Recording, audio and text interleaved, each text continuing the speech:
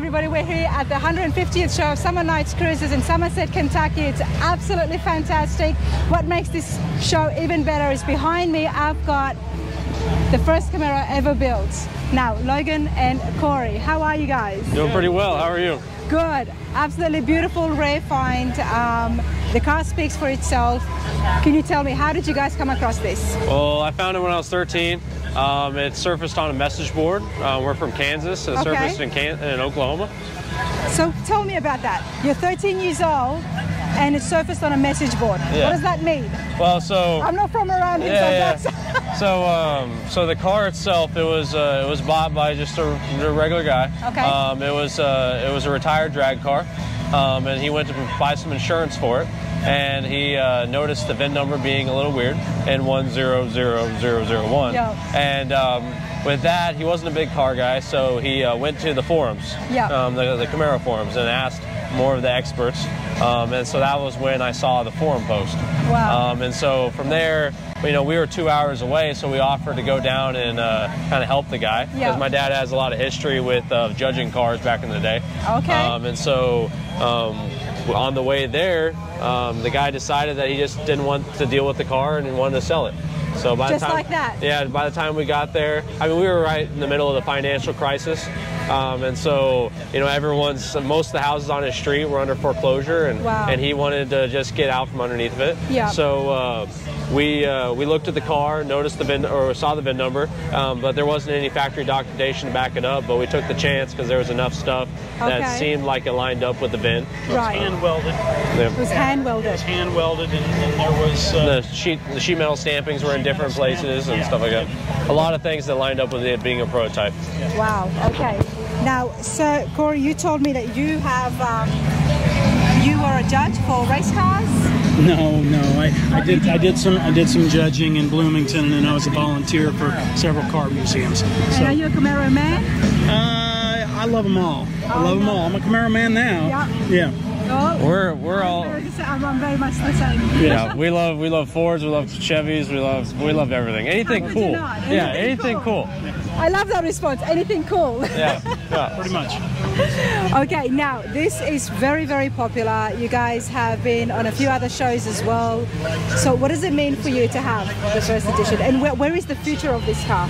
So, I mean, honestly, I think it means the most to us that we get to share it with everyone. Yeah. Because everyone loves the car. And so taking it out to car shows on a summer and yearly basis is pretty much the highlight of owning the car. Yeah. So we try to share it with as many people as we can. And the future of it is just to stay in our hands and have us be a curator of it and see where it goes. That's a brilliant response, and I absolutely love the fact that you want to share this with everybody. Father and son, it doesn't get better than that. It does not get better than that. I can tell you, it doesn't get any better. So you're a very proud man, and so you should be. And it's so nice that you guys get to share this and have this passion together as well. Do you guys do car shows or have other classics?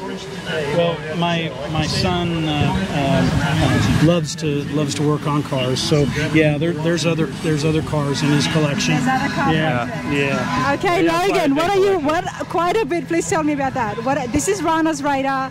This is about classic cars, restoration stories. Yeah. So tell us, what have you got? General Motors, let me tell this part of it. Well, you need a microphone for that. There you go. When General Motors got involved and they found the original paperwork for this car, the paperwork was for all 49 of the pre-production prototypes, and it was VIN number specific, and there was a volunteer that used to work for the FBI that helped us track down. The goal was to find all the cars that still existed out of those 49 cars, so we could reunite the new owners with their original paperwork. Well, at this point, we're traveling, and Logan is 15, 16 years old, and you know, this is in the age of cell phones, so when you get somebody's address, you can't get their phone number. So we'd spend holidays and we'd spend spring break and summer driving to these addresses trying to find these people. Well, when a 15, 16-year-old kid shows up at your door with your original paperwork for your car that you love, well, guess who they fall in love with? Exactly. Logan. And so, yeah, so next thing you know, people get a little older and they're like, well, we need to do something with the car. well, who should have it? Well, Logan should have it. So the next thing you know, Logan goes from being the 13-year-old that found the first one. He also owns a sister car to this, which is number 10. And then he owns 12 and 13. And he owns 28 and 36 and 49. So he probably is the greatest Camaro collection on the planet. Every one of them is a pre-production prototype, all had different end uses, but it's pretty amazing. It's going to take him the rest of his life to get them all restored to this level. But yeah, they're in good hands, and they're in good hands, and people come to see them all the time. Thank you for that, Corey. Now, Logan, let's move back this way. Come closer to me. With that being said, sir, you need to have a show. In the future, what I see is that you need to have a show of all original prototypes. And, you know, me and my camera will be there. And I'm sure so many other people would come to see the collection. And with what you're doing, I absolutely love it because it's passion, it's raw, it's very natural, and you just stumbled on it. As a youngster, you just stumbled on it, and it grew with you. It's brilliant, and that's why, because of that, you've got such a great bond here with your father, and look what you've got here in front of you. So the restoration of this, let's get into that. Did you do it? We worked to get all the parts. And then we worked directly with a restoration company that was local that did all the painting and all the part assembly for us.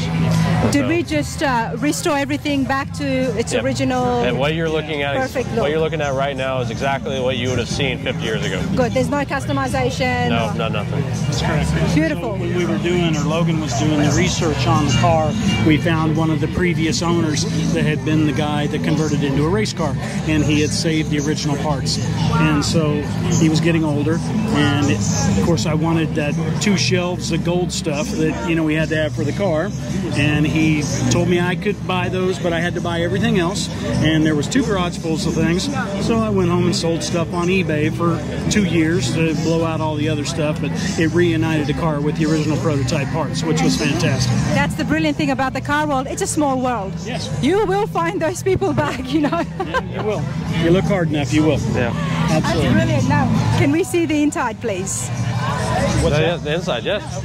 Show the VIN tag. That's what we want to see. We do want to see the VIN tag. And the VIN tag right here. Look at this gold. Wow. You know what? The gold on the gold on the gold is absolutely brilliant. There's your money shot right there. There it is. Okay, we got N100001. That's brilliant. The first Camaro ever built. Right here. And I know that number is very important, but this is me we're talking about. So if I'm going to get inside here, I'm going to admire and appreciate what's happening on the inside. And it's just beautiful. It's beautiful. A lot of people put 2 different tones and mix the colors, but I'm really appreciating and liking the gold here. Yeah, it's Granada gold. Yeah, 100%. Look at this right here. Look at that. Doesn't get more classic than this. That's what we're about here at Rana's Radar. Absolutely brilliant. Absolutely brilliant. Yeah. Gentlemen, I love that. Thank you so much. No problem. I appreciate it, and yeah, I appreciate that. Come see us at pilotcarregistry.com. Yeah. Okay, please tell me, what's that about? Pilotcarregistry.com is the archive that has all the original paperwork for all these pre-production prototypes, and there's a free website with downloadable pictures, all provided by the Heritage Center. Anybody can come and educate themselves about the pre-production prototypes, download anything they'd like. That's a project. That's the nicest thing I've heard today, honestly. That's great stuff, Logan. That's going to help out a lot of people, so that's amazing work. Thank you. Thank you. Thank you.